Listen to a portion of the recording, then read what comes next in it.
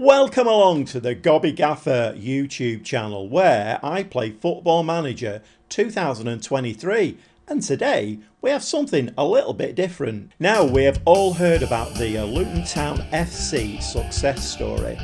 Well, I was born in Levenshulme in Manchester, and my dad started taking me to Manchester City's main road when I was about 8. So I've been a Manchester City fan now for over 60 years, and I've travelled all over the country supporting my beloved club. Okay, I can all hear you saying it. What's this got to do with Luton Town FC?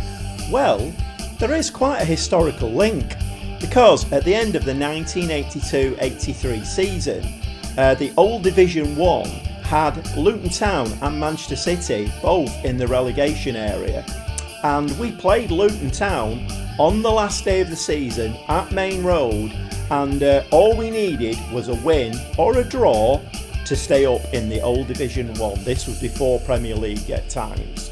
So what happened? Well, Luton beat us. They scored a late winner, beat us 1-0. They actually stayed in Division 1, and we dropped into Division 2, and that was kind of the start of Manchester City's downfall. And the sight of David Pleat, who was Luton Town's manager at the time, skipping along the Main Road turf kind of rubbed salt into the wounds. Now, a lot of water has passed under the bridge since then, and many millions of pounds have been spent. But as a City fan, I have to congratulate Luton Town FC on their meteoric rise, which has seen them rise from non-league football in 2013 to beating Coventry 6-5 on penalties at Wembley in recent weeks, and that has seen them catapulted into the Premier League. Now, there's a lot of talk about whether Luton will be able to comply with the Premier League rules and regulations, and I'm sure they're working on that as we speak. Their ground hole's like 10,500 and is boxed in on 3 sides by terraced housing. In fact, one of the stands behind the goal, the entrance is actually through terraced housing. But they do have a stadium planned, and it's called Power Court. It's planned to be ready for the start of the 2024-25 season, and it will hold around about 17,500, but will hold about 23,000 when it's fully completed. So the big question is, can they survive in the Premier League? Well, the Gobby Gaffer, that's me, rises to the challenge. I'm taking over the club in June 2023 with the sole aim of avoiding relegation and maybe even gaining a respectable Premier League position. So this is not going to be the usual play along. This is going to be a simulation where I go into the club, try and restructure it all, staffing, player-wise, finances, and then we'll simulate a season and see where Luton end up at the end of the 2023-24 season. So I'm going to go away, grab my magic wand and try and wave a little bit of Gobby Gaffer magic stardust on Luton Town FC. Let's dive straight in, shall we? But before I get started, I would just like to give a shout out to this website and to Mush7, who has provided downloadable .fmf files that you can add into your game, and it brings the database kind of up to not current, I have to say, because a little bit more information on that shortly, but not exactly current, but it puts Luton and many other teams around Europe, puts many teams into a state where in May 2023 I have had to play the Luton playoff final. Now, it's not exactly spot on, because in his updated FMF files, Luton were actually pitched against Middlesbrough, so it's not exactly spot on, and you have to bear that in mind. But I have actually got Luton into the Premier League by beating Middlesbrough in the final at Wembley, and there is lots of other files on there, lots of other teams who have been relegated in Germany and Spain and France can be worked on. The database is more or less up to date. You might have to do a little bit of manipulation, but I do have to give a big shout out to this website. Anyway, let's carry on. Let's have a look at Luton Town in May 2023. And there we go, we have the email comes through. It's Luton promoted to the Premier League. Luton have won promotion to the English Premier Division. It was a season of unlikely yet jubilant success for the Hatters as they bounced back from a poor start, which it was, we'll have a look at that in a second, to the campaign to recover in spectacular fashion and go on to win promotion. And we will just have a quick look at how it all panned out for Luton. So the beginning of the season didn't start well at all.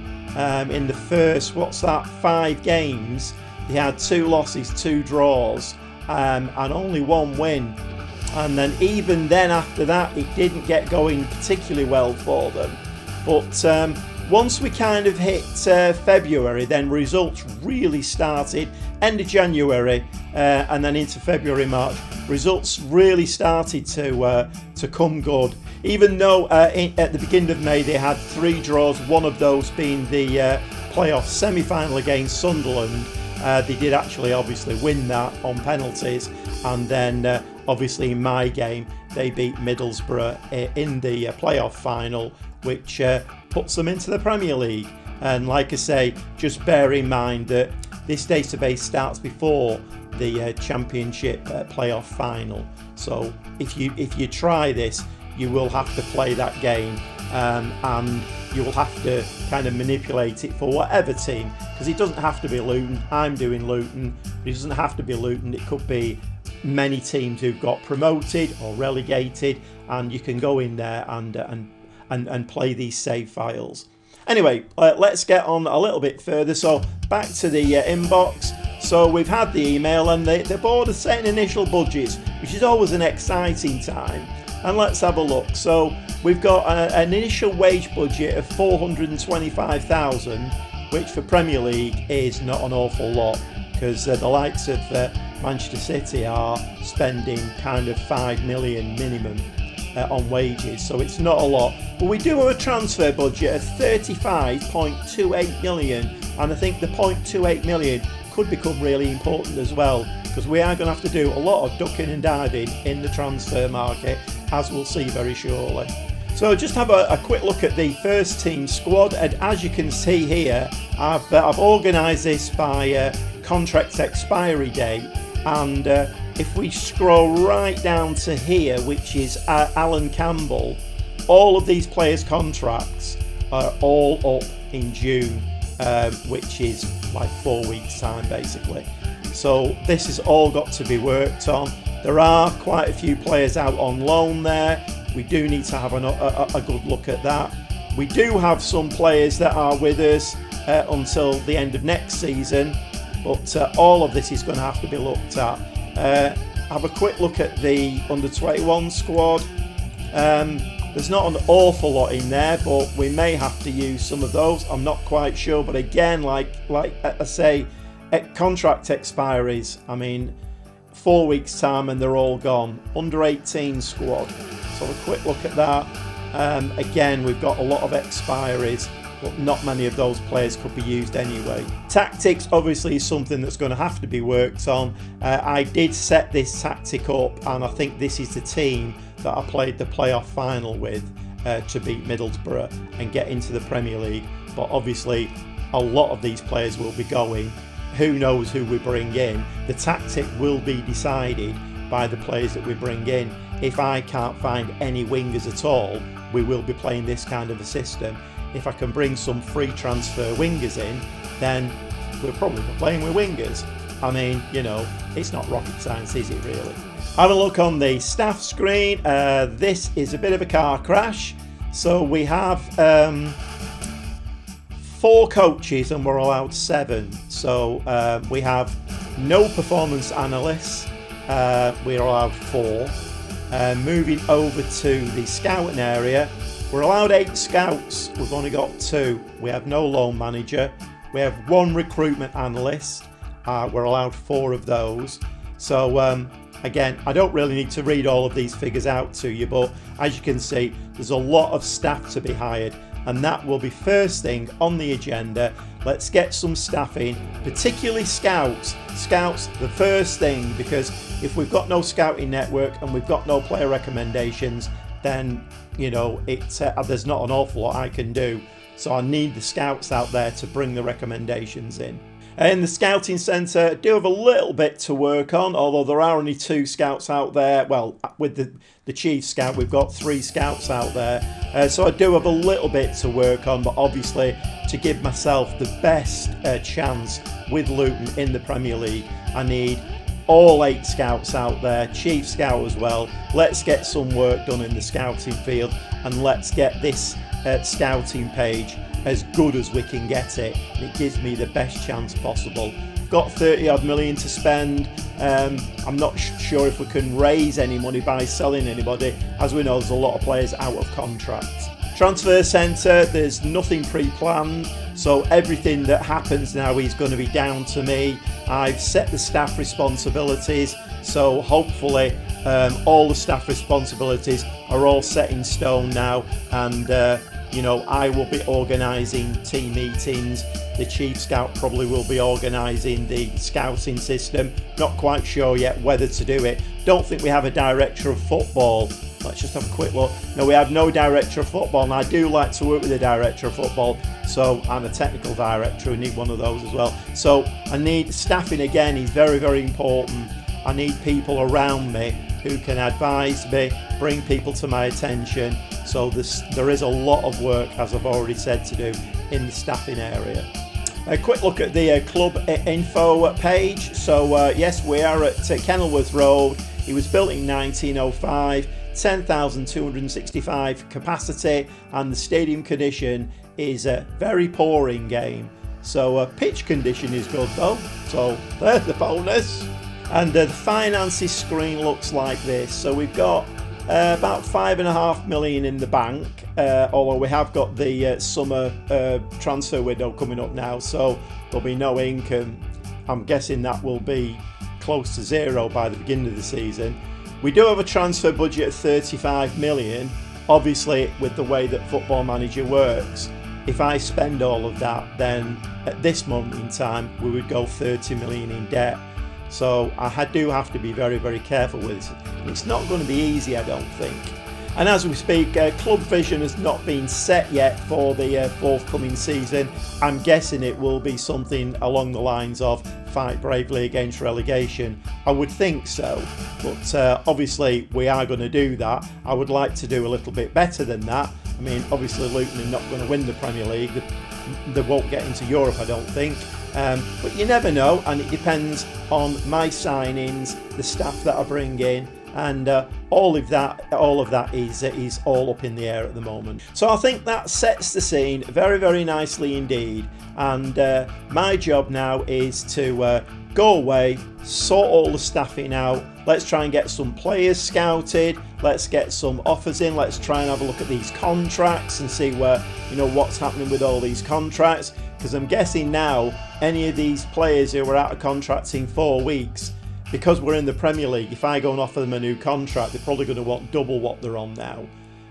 So I have to make a decision whether that's a good move or a bad move. But I am very excited about this. It's quite a challenge, and it's one I think that I am up to. So I'm going to leave it there now, and we will come back at regular intervals through the summer, and we'll hit like the first day of the Premier League season, and then we're going to simulate the season through to the end and see what happens with Luton Town FC in the Premier League. Hopefully, if I wave my magic wand in the right direction, we'll have avoided relegation and maybe even got a respectable position in the Premier League. But who knows? The finances are not great here, and I am going to have to do an awful lot of juggling with figures.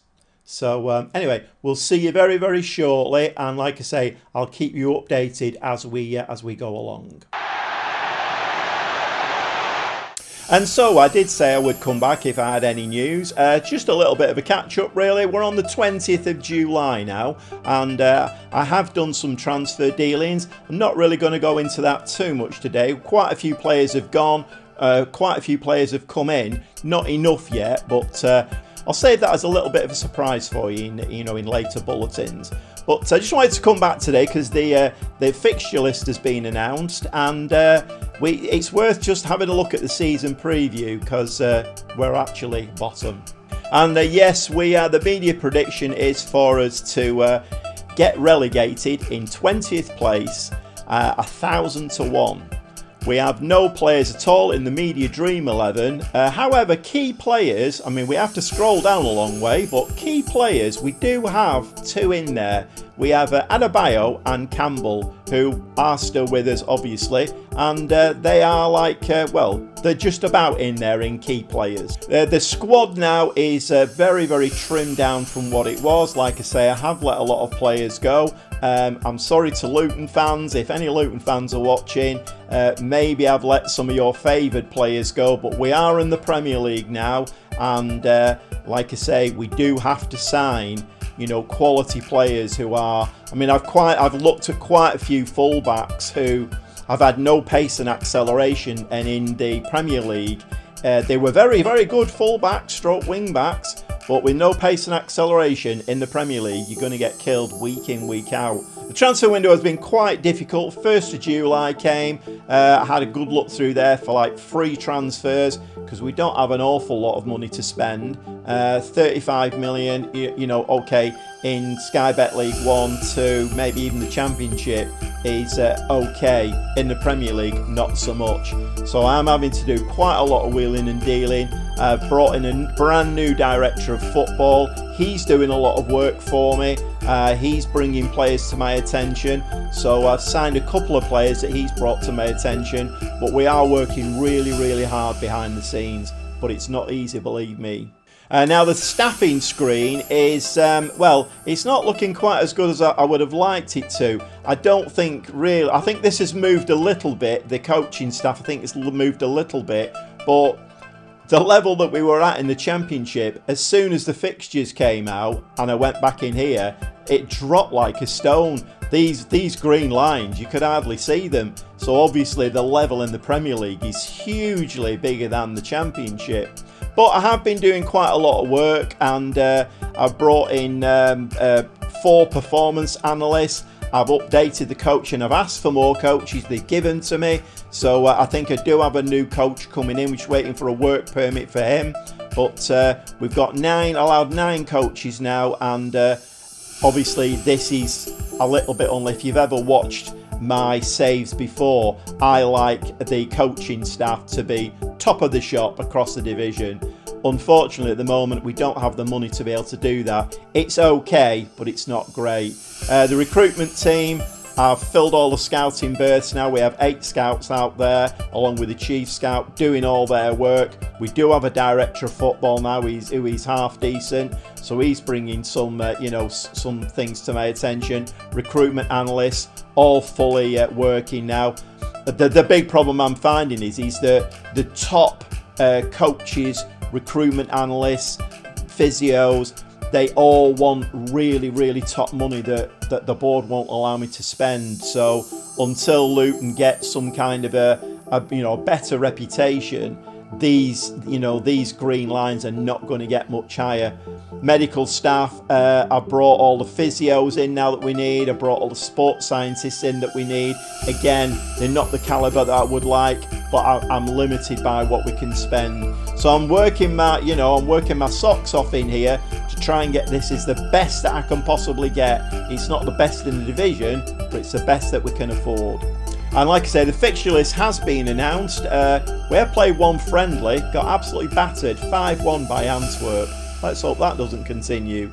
So we have got quite a few more friendlies in there to play before the season kicks off. But the first 4 games there are against Forest, Palace, Burnley and West Ham. So I'm not saying they're easy games, but I would rather have that than playing Liverpool, Manchester City, Manchester United and Arsenal in the first 4 games. So at least we do have a little bit of a chance there. If we can hit the ground running, which I hope we can, we might be able to pick up a few points and start the season off in a good vein. As you can see now, we've got the scouts out there working the socks off, and we are getting a lot of recommendations now. Very, very good players. But as you can see here, I mean, Wilfred Gnotto, he's worth up to 16 million. I'm sure when you go in for him, he'll want 20 million, and our finances don't really allow for that. So I'm kind of looking more along these lines, you know, the 250,000 to 2.6 million.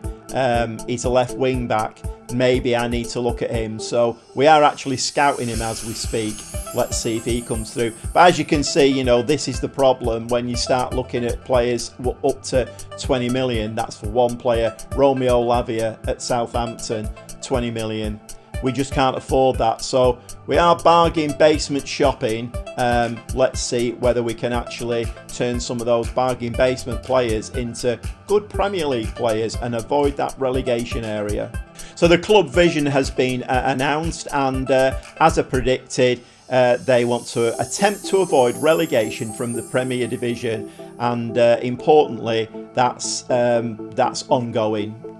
25, 26, 26, 27, 27, 28. So the board don't seem to have any kind of ambition to do anything other than keep avoiding relegation from the Premier League. Finances, we have a little bit of an injection of cash. Not quite sure. We did get 80 million for the TV rights for the season. My understanding is that only comes in when the game is televised. Don't think you get it all in one lump sum. But we have got 28 million in the bank, and that has actually jumped up a little bit. The director of football has been juggling some of these figures. So transfer budget 22 million, wage budget 633,000, of which at the moment we're spending 341. But all these figures, by the time we get to, you know, the first game of the season, all of these figures will have moved substantially. But just a little catch up there on where I'm up to. Like I say, it's the 20th of July now. Got about 3 weeks now until the season kicks off, and we'll certainly be back for that one with an updated, a fully updated transfer kind of special bulletin. You can see all the players that have come in, all the players that have gone out, and we'll then be set for simulating the Premier League season, Luton's first Premier League season. So I'm off now, get my thinking cap back on again, do a little bit of head scratching. We need to bring some players in now. That squad size is looking quite small, and we do need quite a few new players coming in. So still got money to spend, and we'll see you very shortly with the next bulletin. Well, we're now on the 11th of August. It's the day before we start the Premier League season, and the first game will be Notts Forest. So where we got to? Well, let's have a look at the transfers that I've done. So I'm not going to go through all of the transfers out and players that have left on freeze and that I've allowed to leave the club because, quite frankly, there's too many of them, and this would be a 3-hour video. All I will say is the players that I managed to keep on and give new contracts to, and let's face it, a lot of them actually came knocking on my door asking for new contracts. Players who were on £4,000-5,000 a week wanted anything from 28 to 35,000 because we've got promoted to the Premier League. So my hands were tied a little bit in the transfer market, a little bit more than I would have liked, because obviously the wage budget, quite a lot of it was swallowed up by existing players wanting, you know, 5, 6, 7 times more than that they were on in the Championship. And I suppose that's fair dues. They want parity with, you know, the players who are playing in there for other clubs. Anyway, let's get stuck in. So as you can see there, transfers out 9,750, transfers in 19.75 million. I've tried to keep it fairly realistic as I could. I've tried to keep the budget nice and tight. I've not gone and overspent. So let's have a look who we brought in. So some of these might be a little underwhelming to you, but you do have to realise that I only have a small transfer budget, and some of that has had to be moved over into wage budget because, like I say, the wage thing did become a real problem. So I've not been able to spend all of the original, I think it's about 35 million I've had to transfer. So my hands have been tied a little bit. I've got great thanks to my new director of football. He brought quite a few players to my attention. So let's go through them. So first of all, we've got on a free, maybe a little bit underwhelming, but Barry Bannon, 33-year-old Scottish lad, comes in midfield, and I'm kind of looking with this team to have a blend of really experienced players and, you know, like really good up-and-coming young players. So Barry Bannon fits that role perfectly, and he's got he's got good mentals. In fact, he's a good all-round player. He's got 15 for passing, 14 for technique. Again, I don't really need to read all of these stats out for you. You can read all of those. But he was on a free, and he's on 14,000 a week. We've only got him for the 1 year, so that kind of, that fits all criteria really. Just a really wise head in the middle. Next off, on loan from Manchester City, James McAtee, midfield player. He's got great potential. He's coming in as a 3.5 star. He's got the potential to be a 5-star player. And, we can see here from his stats, a great little player. He's going to be a superstar in the future, whether he plays for us or, to be honest, anybody else. But on loan, and he's not costing us an awful lot of money, which, again, is, fits the criteria.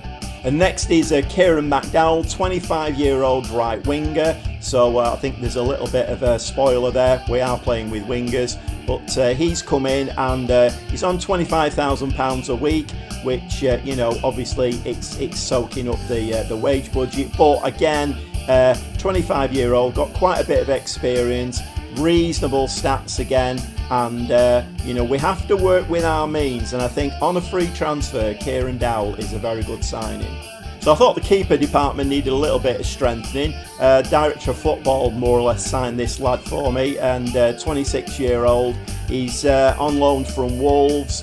Matija Sarkic, coming in as a 3-star with the potential to be 5. So 26-year-old's quite young for a goalkeeper. And he's okay. I think he might even start a lot of the games. But, we've got 2 decent goalkeepers now. I wouldn't say that they're amazing, but we've got two decent goalkeepers.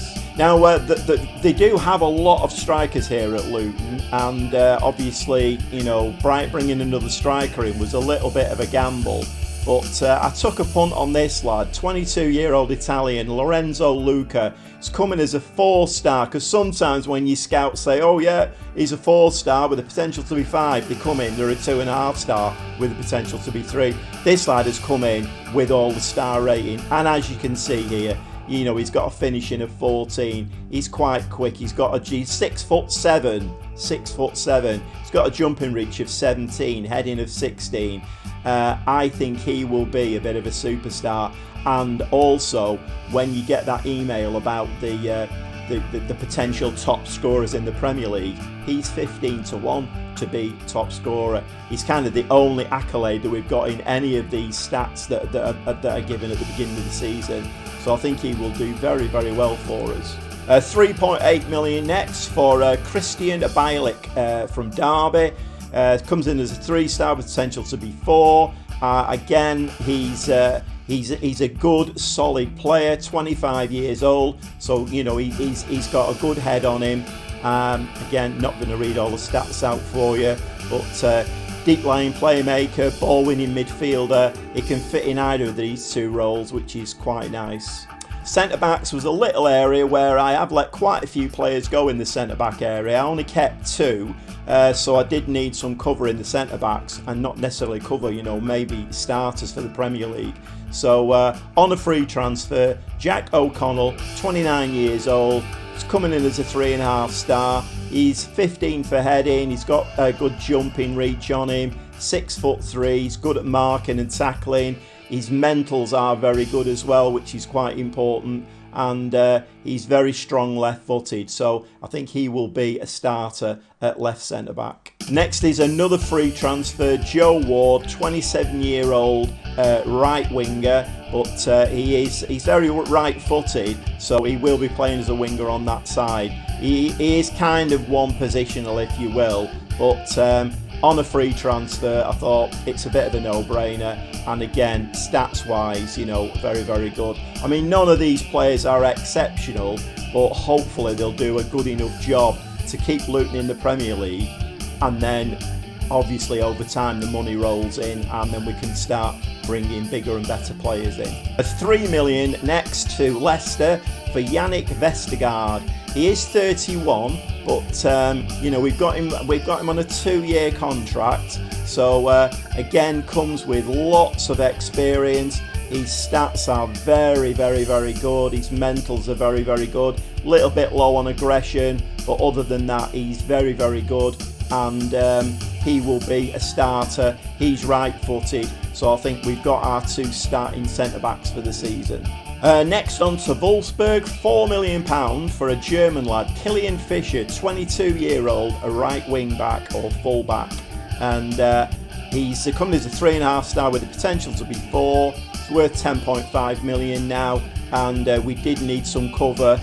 The defence really did need sorting out. There was quite a few holes in there. We had a basic back 4 once I'd sorted out all my, you know, my players in and out, new contracts, so we had a basic back 4, but I think with Kilian Fischer on that right hand side, we've really strengthened and in a good way. 3 million next to Troyes for Yasser Larouchi, 22-year-old French lad, coming in as a 3-star with the potential to be 4.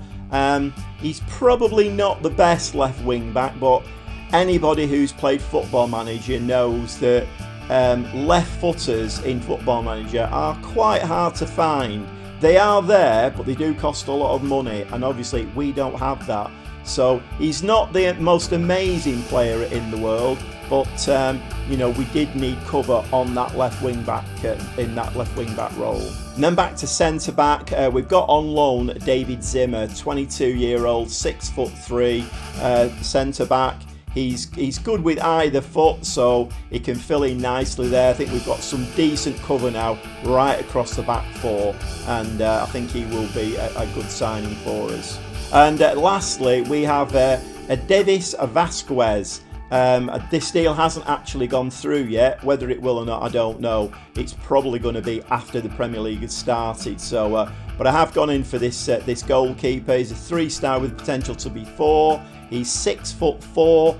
Very good stats for a goalkeeper. I think it was the one area, he's on loan, he's coming in on loan, but it's the one area where I thought we were a little bit light. We have got 2 goalkeepers, and I have already got a goalkeeper in on loan, but that was a deal done very early on. And the more that the more the summer has gone on, and the more I've seen what money we've got to play with, I just thought, you know, if there's anywhere that we can strengthen a bit more, it's at goalkeeper. So we'll have to wait and see whether that one comes in or not. So just have a quick look at the squad planner just to give you an idea where all these players fit in. So this is the goalkeeping department. Obviously, I've got a loan offer in. I think Sarkic, even though he's on loan, will be a very good player one day. But I think currently, particularly for the first season in the Premier League, we maybe need somebody who's a little bit better. So we'll see whether that deal comes off. Right wing back, again, a couple of nice players in there, nice cover. And if we just look at the centre-back situation, that's looking nicely covered. Same with the left centre-back. Left wing-back, we've got nicely covered. The DM position, deep-lying playmaker, again, nicely covered. So on to midfield, and we've got on loan there the James McAtee, very good young player. Hopefully he'll hit the ground running for us, and he's going to be sat alongside Alan Campbell, who was in the media prediction at the beginning of the season to be one of the better players in the Premier League. We've also got Bannon in there now. We've got Bielik in there. So centre midfield now. We've got some nice cover. Left wing, again, nicely covered in there. Right wing, again, nicely covered in there. And the striker position, well, we've got more strikers than you can shake a stick at, but it'll either be Luca or Adebayo who starts, I would imagine. And Luca is going to be, I think, a superstar. Adebayo is well known and a proven striker at the club. So a quick look back into the season preview. Not a lot's changed. The media think we're going to get relegated in bottom place, so they're not impressed at all with any of my signings, which is, you know, fair dues. But like I said at the beginning of this little section, we really don't have the money to go out there and be spending, 25-30 million on a player and bring 4 or 5 of them in. We just have to cut our cloth. Hopefully the business that I've done will consolidate us. We don't have anybody in the media dream 11, and we have to scroll right the way down. So Adebayo and Campbell have now been replaced by Joe Ward and Vestergaard, but you do have to search down a long way in this list to find key players. Staffing screen, still nowhere near where I would like it, but we've got every position is filled now. They might not be the best staff in the world, but we have got every position filled. And to be fair, the scouts have brought quite a few players through for me, so I'm quite happy with that in many ways. And we are going to very shortly simulate a season. And just a quick reminder there, so the first 4 games are Forest, Palace, Burnley and West Ham.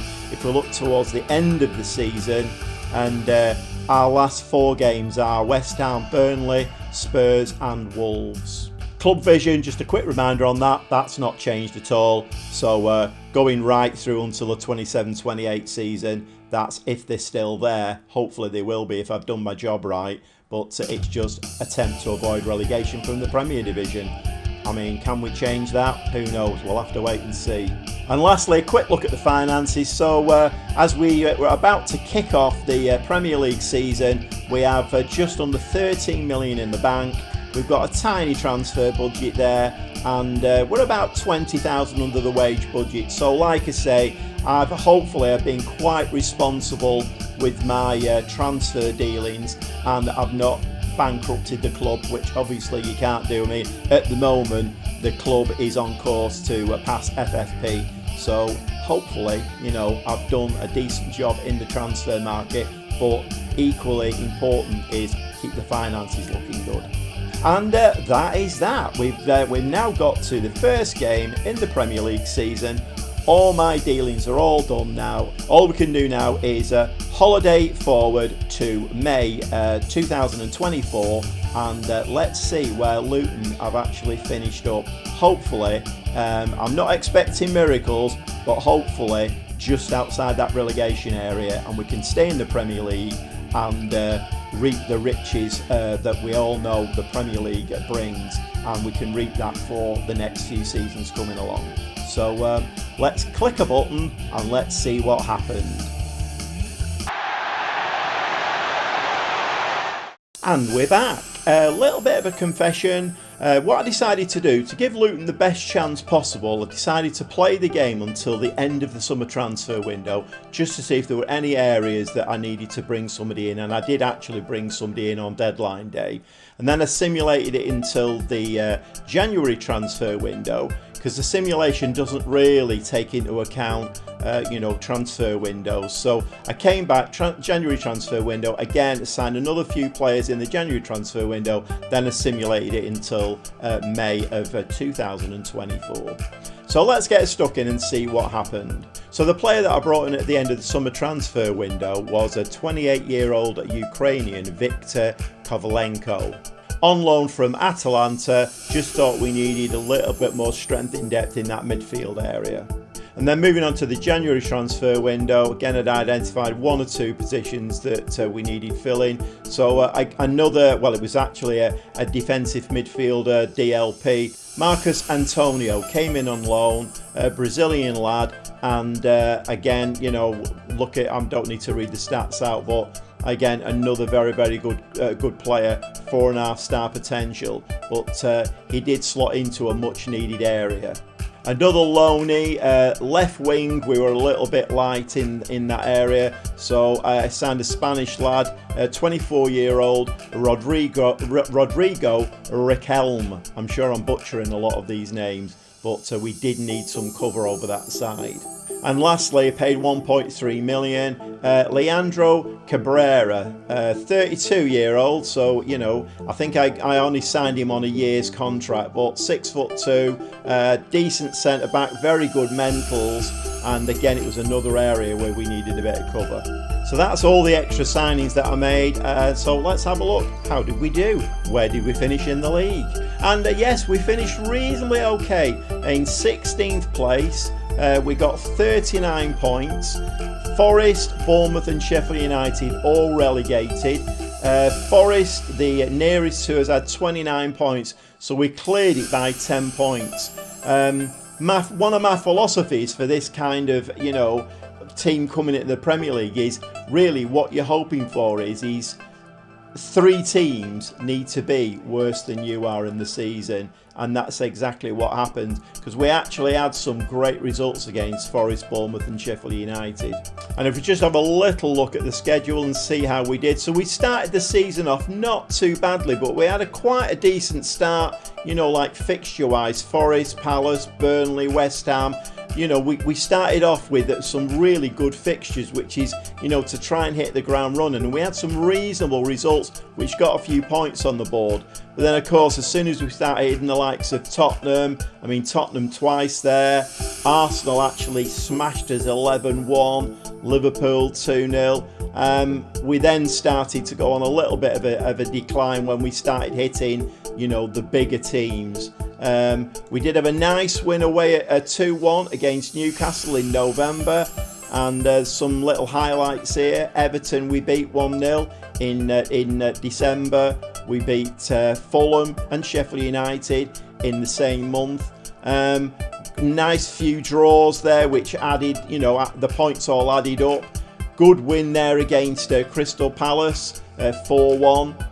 And again, down here, towards the end of the season, not great, but we did pick up 3 points against Burnley.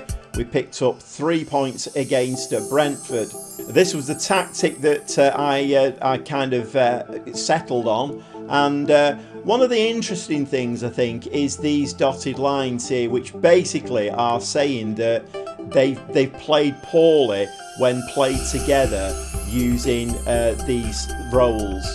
And it's quite interesting that I wonder whether these players with the heading of Manchester City or Liverpool would have these dotted lines in there. Would they have played better in a higher ranking team in the Premier League?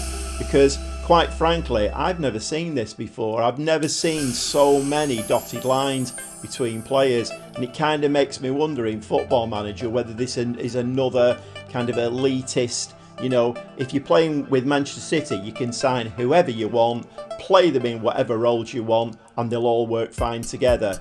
Put them in a Luton team who are not playing particularly well, who are not fancied at all, and then we start getting all these lines saying, oh, these players can't play together.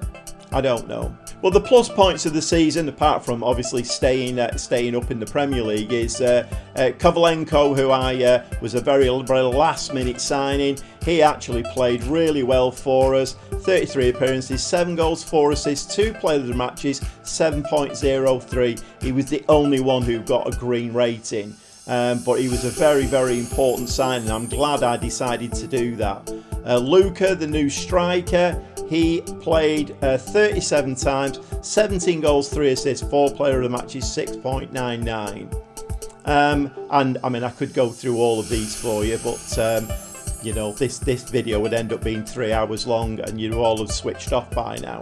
Another very weird thing as well in Football Manager, I don't know whether it's another one of these glitches, but at the end of the season I was told that I'd failed one of the board requirements, and that was to consolidate ourselves in the Premier League, which was never a requirement. If you remember, beginning of the season it was attempt to avoid relegation, and if you look here now, Club Vision, next season, attempt to avoid relegation. So again, another really weird thing, and it's kind of a blot on my copybook that I've not fulfilled one of the board's requests, which was never there in the first place.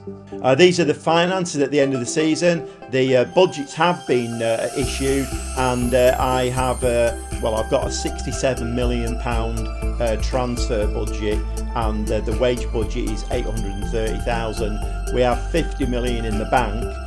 There is talk of a tycoon takeover. The chairman is stepping aside. Nothing has happened with that yet, so whether that will happen, obviously if it does, then this club could be elevated considerably.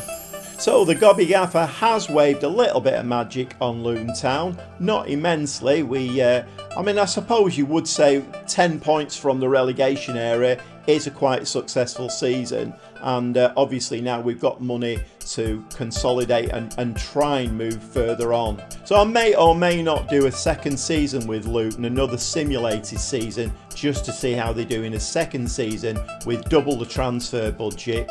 Some of the loan players that we got in, we did have quite a lot of loan players in. Some of them are available for reasonable money, so may or may not, like James McAtee, 12.5 million. Kovalenko, he's available for 475,000, and he was an absolute outstanding player for us. And in a better team and in a more kind of stabilised team in the Premier League, would he actually shine even more? I don't know. But I have to say, this video has taken me days and days and days to produce, as opposed to the Road to Glory and the one club saves that I do. I've got them down to about 4 hours now per video. This one's taken me days and days and days. So it would really be all about views that the video gets, and also whether it does anything for my subscriber count and whether it elevates the channel or not. I don't know whether videos like this are the way forward. I mean, the only way I'll know that is whether my subscriber count goes up and whether the video gets the views. Anyway, I'm going to leave it here for today. I've realised this video has gone on much longer, probably twice as long as my normal videos, and all that's left to say is well, if you've stuck it this far, thanks very much for watching. It's very much appreciated, and stay tuned because there's a lot more coming from the Gobby Gaffer. Thank you.